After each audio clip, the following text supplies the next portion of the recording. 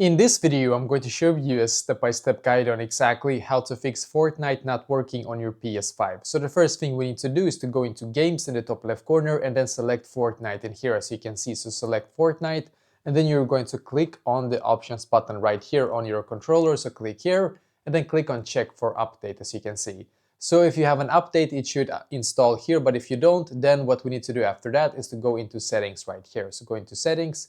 And in here, you're going to click on users and accounts, then click on other in here and click on restore licenses. And then click on Fortnite and then click on restore right here. And then just wait a couple of seconds, then click on OK.